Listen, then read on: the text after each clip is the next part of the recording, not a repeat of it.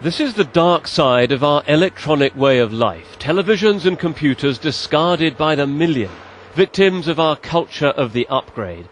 But while these units are soon forgotten, the hazardous metals inside them remain as toxic as ever, and the volume just keeps rising.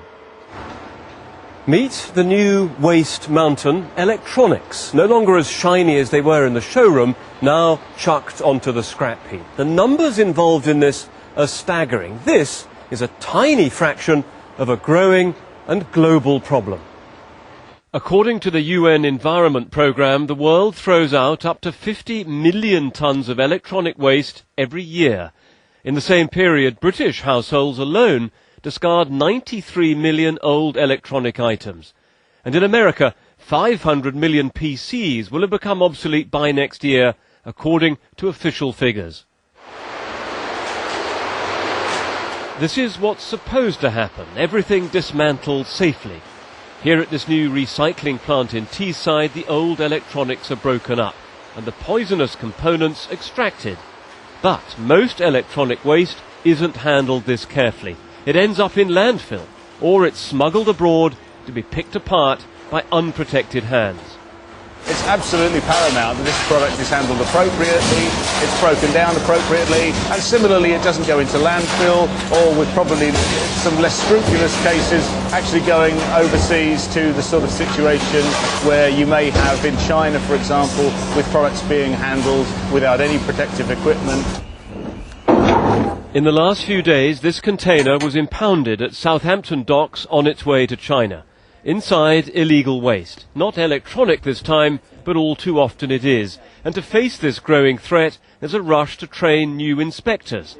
Shipments of smuggled electronic waste are suddenly increasing.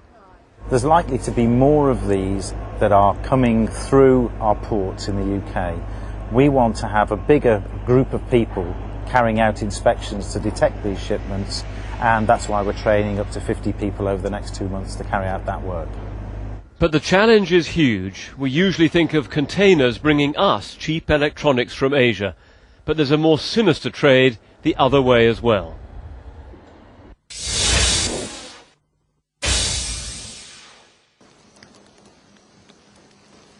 There's a good chance that this is where your old computer or printer or mobile phone is going to end up. Dumped beside a river here in southern China. I'm just outside the town of Guiyu, which is just over there beyond the fields. And Guiyu is the world centre for a huge and lucrative trade in reprocessing electronic waste. China actually completely bans the importation of any electronic waste from anywhere else in the world. But as you'll see in a minute when we go into Guiyu, that's done absolutely nothing to stop the flow of a vast quantity of waste from all over the world ending up here. The streets of Guiyu are piled high with it. In every side street and alleyway, fresh lorry loads were being unloaded. For less than £2 a day, the workers here tear the computers apart by hand. Dismantling computers like this is not illegal. But because the waste is smuggled into China, people are scared of talking about what goes on here. Eventually, we found one scrap dealer. His face has been hidden for his own safety. Stuff from Europe arrives here every day, he tells me. In Europe it would cost too much to recycle this stuff. It just gets thrown away. But here we can reclaim everything. All the copper, the aluminium, even the gold. He's right, but at what cost? With a secret camera we managed to film these workers recycling circuit boards. They're melted over a stove. The fumes are thick with lead, which causes brain damage. What's left is then dumped beside the river. Soil tests here have shown lead levels 200 times the safe limit. At night, it's all set fire to, filling the air with deadly dioxins. Every year, the world throws away an ever-increasing amount of electronic junk.